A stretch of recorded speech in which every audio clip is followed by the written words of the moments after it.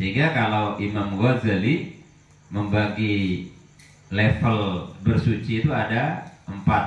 Tadi kebetulan kita baca bersama anak-anak.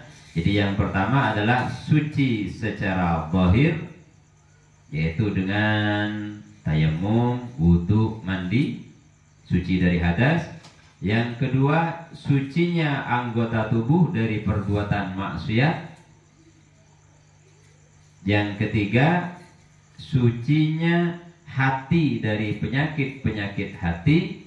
Yang keempat, sucinya sir dari siwallah, dari selain Allah Ta'ala.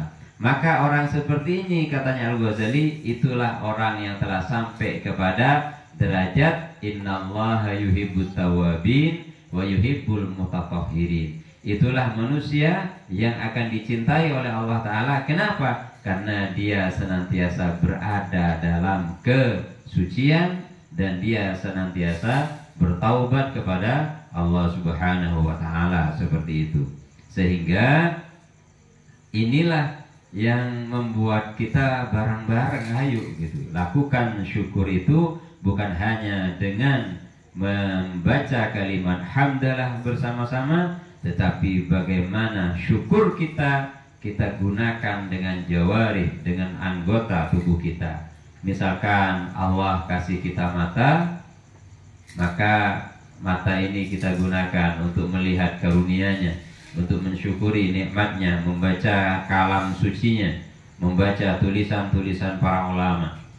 Kemudian Allah berikan kita pendengaran, kita gunakan pendengarannya kita untuk lebih dekat kepada Allah Subhanahu wa Ta'ala dengan mendengarkan kalimat-kalimat thayyibah, dengan mendengarkan kalimat-kalimat yang baik. Begitu pula dengan lisan ini kita gunakan berbicara, adalah pembicaraan yang baik semuanya.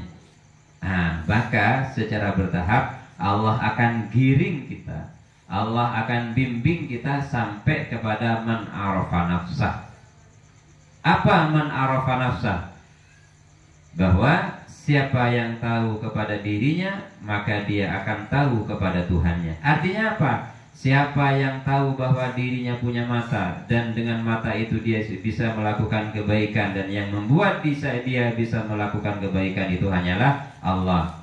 Dia yang punya telinga, dia sadar bahwa pendengarannya itu adalah karunia dari Allah Ta'ala, maka dia gunakan pendengarannya yaitu untuk mendengarkan kebaikan dan nasihat dari siapapun. Jadi menerima nasihat itu paling berat itu adalah orang terhormat, ustadz, kiai. Itu paling berat terima nasihat dari orang yang menurut dirinya levelnya berada di bawahnya. Itu berarti lupa kalau dirinya adalah sama-sama hamba, kalau dirinya sama-sama makhluk. Kenapa? Karena merasa dituakan. Ini paling penyakit itu. Ya termasuk saya misalkan. Makanya jangan pernah kita itu merasa segan untuk menerima nasihat dari siapapun. Orang yang datang kepada kita membawa nasihat baik, itu adalah utusan Allah Ta'ala kepada kita. Walaupun dia bukan seorang Rasul, tetapi dia adalah orang yang Allah Ta'ala utus untuk mengingatkan kita bersama. Maka jangan pernah menolak kebaikan dan nasihat dari siapapun, kalaupun itu mungkin kebetulan yang ngasih tahu kita itu adalah yang lebih rendah dari kita. Jadi khudil hikmah walau kharajat min lisanil majanin. Ambillah pelajaran, ambillah hikmah, kalaupun itu kemudian hikmah itu keluar dari lisannya orang yang gila gitu. Oh gila, kalau gila sama Tuhan kan beda gitu. Iya kalau gila secara apa bahasa psikologinya sih? Schizophrenia ya. Nah, schizophrenia itu lain itu. Nah, tapi kalau orang yang gila kepada Allah Ta'ala siapa? Orang-orang jadab itu. Orang jadab itu adalah orang yang gila itu, tetapi gilanya pada Allah Ta'ala. Karena yang dilihat bukan dimensi duniawi, yang dilihat itu adalah dimensi batiniyah, sisi batin. Jadi itu syukur. Kemudian sabar. Sabar itu gimana? Sabar itu juga ada levelnya. Ada orang bilang yang sabar ya Kocek pinternya nasihati orang, ada temannya kena musibah dengan santai, yang sabar ya gitu. Dan pertanyaannya kadang kita ada yang agak susah kita terima secara nalar.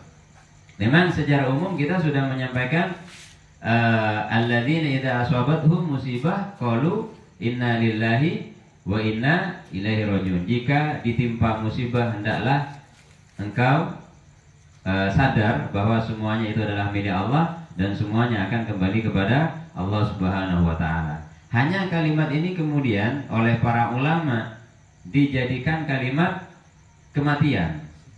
Jadi innalillah, padahal itu sebenarnya untuk mengingatkan kita bahwa kita ini milik Allah gitu.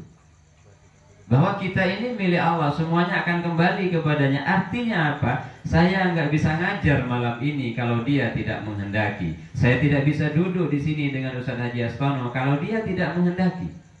Itu maksudnya miliknya, bahwa semua yang terjadi pada saya itu adalah kehendaknya. Cuma ketika dibacakan kepada orang yang lagi meninggal menjadi pengumuman itu, itu agak susah nalarnya nanti. Kenapa? Alladzina idza asabathum musibah, jika dia tertimpa oleh musibah. Pertanyaannya adalah, kematian itu musibah atau sesuatu yang alami? Loh, ada nggak? Semua manusia hidup pasti akan mati. Musibah itu ketika apa? Ketika dia belum sempat bertaubat, ketika dia belum sempat melakukan kebaikan terus dia mati, itu musibah. Kalau bagi para auliaillah kematian itu ditunggu-tunggu, dinanti-nanti, kok bisa dibilang musibah?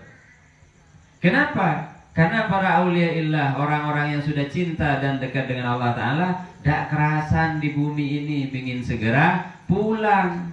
Kenapa? Karena beliau sadar, beliau punya kesadaran ilahiyah secara totalitas, sehingga tak kerasan di bumi. Apa kesadarannya? Aku ini bukan di sini tempatnya, gitu loh. Saya bukan di dunia ini tempatnya. Tempatnya saya adalah bersama Allah, bersama kekasih saya. Maka dia pengen segera pulang. Itu kemudian mau kita sebut sebagai musibah. Ditunggu-tunggu kok. Dulu ketika ada seorang sahabi ya, putranya wafat di medan perang, itu bilang innalillah? Tidak. Bilang alhamdulillah. Anakku akan menjadi mempelainya para bidadari. Jadi bilang alhamdulillah. Ya karena kita mungkin banyakan sejuba gitu ya. Hanya oleh ulama disuruh innalillah. Para auliaillah bukan innalillah, enggak ada. Kematian itu yang mereka rindukan. Oleh beliau-beliau itu tidak ada yang pingin panjang umur di muka bumi ini. Bahkan ada yang pengen umurnya itu dikurangi. Ya Allah, kalau 60 kayaknya terlalu lama gitu. Gimana kalau 50? Bahkan ada yang minta di 40 gitu. Contoh siapa namanya? Orang yang masyhur itu Habib Mundir Al-Musawa itu kalau nggak salah usia 38 apa 40 wafatnya. Masih muda itu. Karena rindunya luar biasa kepada Rasulullah sampai menyebabkan kematiannya. Terus itu musibah. Berarti nalar kita ini yang kemudian yang perlu kita perbaikin agar kematian itu tidak jadi musibah. Maka ista'adza bih, maka hendaklah kita mempersiapkan diri. Man arafa bu'das safar, katanya syair, siapa yang tahu jauhnya jarak dalam perjalanannya, maka hendaklah dia mempersiapkan segala sesuatu untuk menjadi bekalnya. Jadi bekal untuk sampai kepada Allah Subhanahu wa taala, yaitu diantaranya dengan syukur tadi, dengan pembagiannya, kemudian sabar.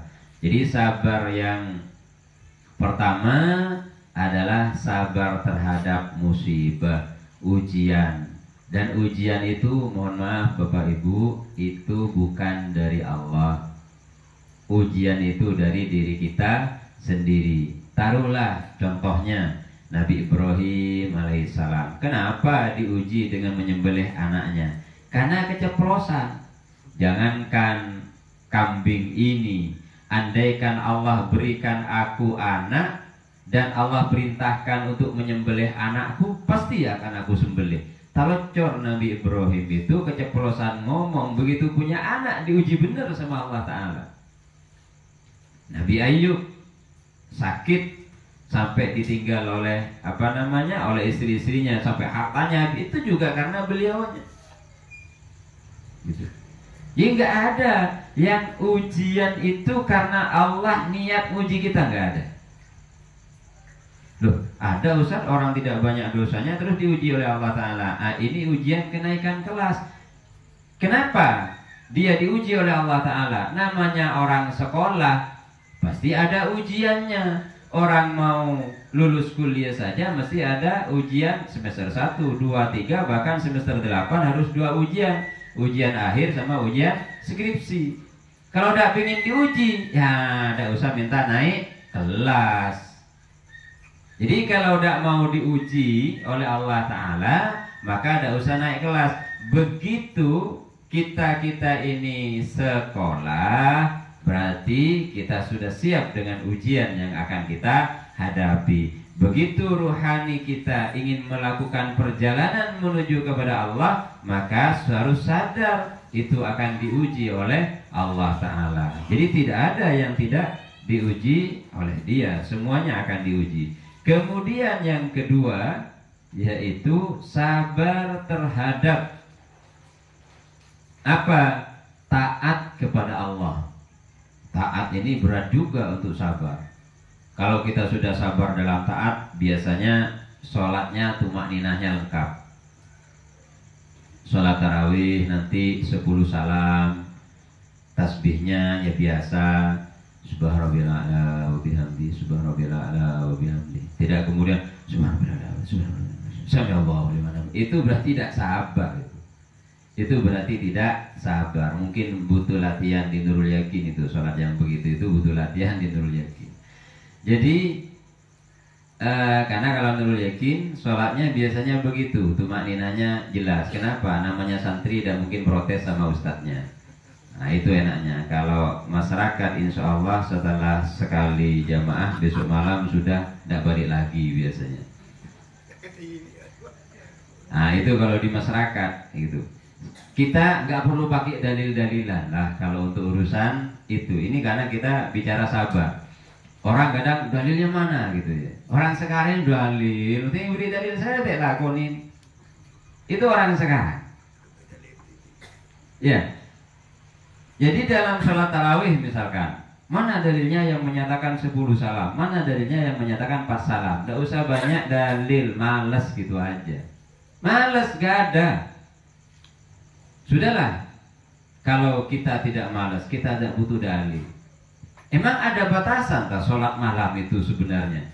Terus bagaimana dengan Imamuna Asy-Syafi'i, Imam Malik misalkan, yang sholat malamnya sampai 100 rakaat dalam semalam. Bahkan Ahmad bin Hambal itu 300 rakaat sholat sunnah mutlaknya. Ya sudahlah, kalau tidak mau disebut sholat tarawih, sholat mutlak lah. Nah itu udah ada batasan kemudian.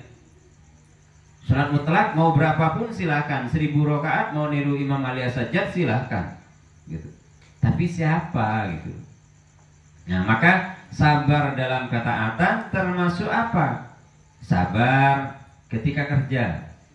Kerja itu nggak bisa kita tergesa-gesa, karena pasti akan ada salahnya. Kalau kita tergesa-gesa, maka sabar. Jadi semua yang kita lakukan kita nikmati bersama. Semua yang kita kerjakan kita nikmati semuanya, baru kita akan menjadi manusia yang sabar di sisi Allah Subhanahu wa Ta'ala.